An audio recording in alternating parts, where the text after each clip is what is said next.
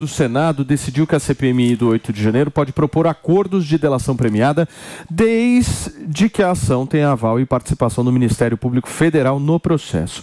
Isso foi um pedido da relatora da comissão, a Elisiane Gama, do PSD do Maranhão. A parlamentar deve oferecer o benefício primeiramente ao tenente-coronel Mauro Cid, ex-ajudante de ordens de Jair Bolsonaro. Caso Mauro Cid aceite essa proposta de colaboração premiada, será uma ação absolutamente inédita no Congresso Nacional. E a minha dúvida é, ele vai aceitar isso aí? O que vocês acham, hein? É possível. O que eu vou achar muito engraçado é ver a esquerda, que sempre criticou as delações premiadas na Lava Jato, agora vão festejar a delação premiada que pode acontecer. Como é que fica, contra o Bolsonaro. Na verdade, o Mauro Cid, o laranja do ex-presidente Bolsonaro, né? Porque, na verdade, ele tem todas as provas cabais, pelo que tudo está mostrando aí nas mídias, nas investigações. E, na verdade, eu acho que tem que ter uma delação premiada e eu acho que o foco principal e o medo da oposição é em relação à delação premiada do Mauro Cid. Agora, a delação premiada é uma coisa boa. Não, eu sou contra, tá? Eu particularmente não gosto desse mecanismo que a gente usa ainda em fase de investigação. Deixa eu só receber quem nos acompanha pelo rádio. São 11 horas e 47 minutos. Para você que está no rádio e chegou agora, a gente está repercutindo a decisão do Senado Federal de permitir um acordo de delação premiada na CPMI do 8 de janeiro. E, obviamente, o principal nome aí que está sendo ventilado a fazer essa delação é o ex-ajudante de ordens de Jair Bolsonaro, Mauro Cid. Eu vinha dizendo que eu sou contra aí ao instrumento da delação premiada, porque virou, na verdade, um grande instrumento do sujeito denunciar o outro, né?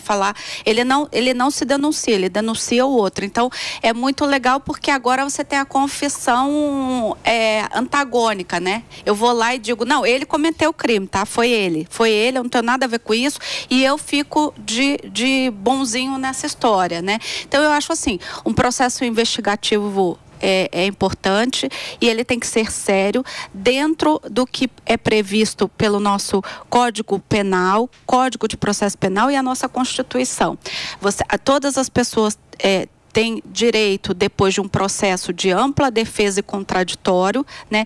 E aí você tem a delação logo no início, aí você já começa com uma disparidade de armas que a gente chama no judiciário, né? Quer dizer, você tem alguém te denunciando e você não podendo se defender porque você está numa fase de investigação. Então, essa é uma questão jurídica, né? Que eu não vou entrar aqui muito no juridiquês, mas eu particularmente sou contra ao instrumento da delação premiada. Os militares estão pressionando ele, né, a fazer essa delação. Até porque ele, ao ir com farda para a CPI, ao usar a instituição como escudo, ele acaba prejudicando a credibilidade da instituição diante da sociedade. Inclusive, já vimos pesquisa mostrando a diminuição justamente da confiança que as pessoas têm nas Forças Armadas. É resultado desse tipo de situação. Agora, sobre a delação, eu sempre fui um defensor da delação premiada quando se tratava da Lava Jato. Continuo sendo um defensor da delação premiada agora. O ponto é, para além da simples acusação, o delator precisa trazer provas concretas que corroborem a sua denúncia, ou pelo menos o caminho adequado para a obtenção dessas provas, porque assim você consegue fazer com que a justiça apure devidamente os fatos e puna os criminosos. Agora, Mauro Cid vai preferir a Jair Bolsonaro ou o próprio pai, o Henrico? Porque essa é a decisão, né, dele. Não, Jair Bolsonaro, com certeza. E pelo que tudo indica,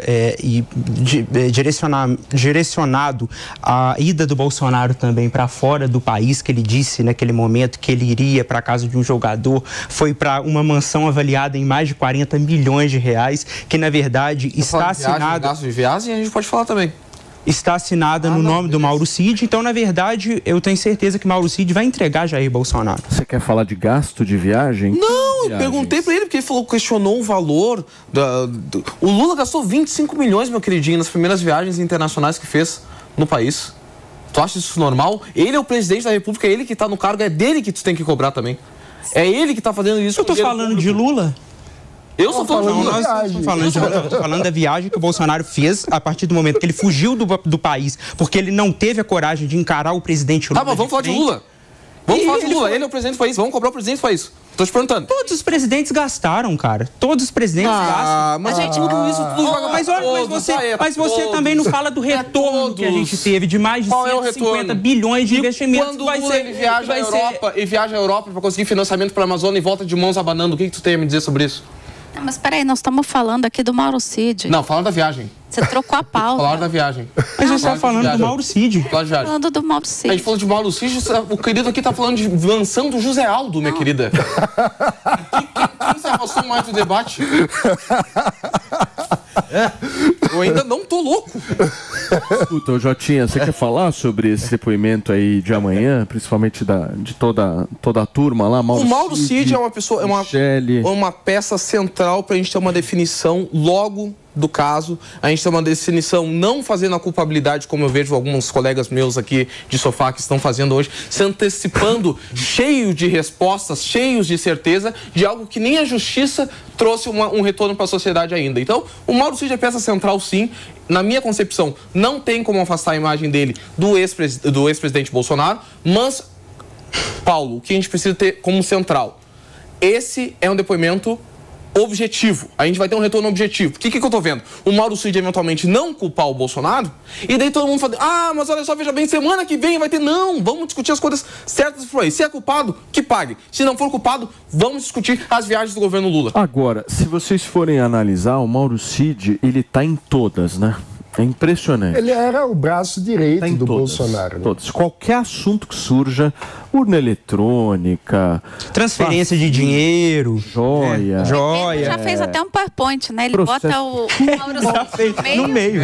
Saudade de um PowerPoint. Você acha, mano, que ele pode colaborar com esses outros assuntos sem ser joias? Algo que tudo possível. Indica sim, né? A questão também é que, certamente, ele só vai colaborar com aquilo que não aumentar os crimes dele mesmo. Claro, né? Ou seja, ele não vai incriminar a si próprio para oferecer a cabeça do ex-presidente Jair Bolsonaro de bandeja. Então, nesse sentido, é que a gente precisa interpretar, por exemplo, a postura do advogado dele, que falou que pode dar 30 versões. Por quê? Porque ele está tentando entender o que é que, de fato, o poder, a polícia tem de concreto contra o seu próprio cliente. E também tentar entender, de fato, qual é a estratégia do presidente Bolsonaro. Porque é aquela situação em que ele só vai tentar se defender daquilo que for acusado. Se sair falando tudo que sabe, vai acabar piorando a situação para todos os envolvidos. Não vai falar porque pode justamente prejudicá-lo, né? Exato. Diretamente.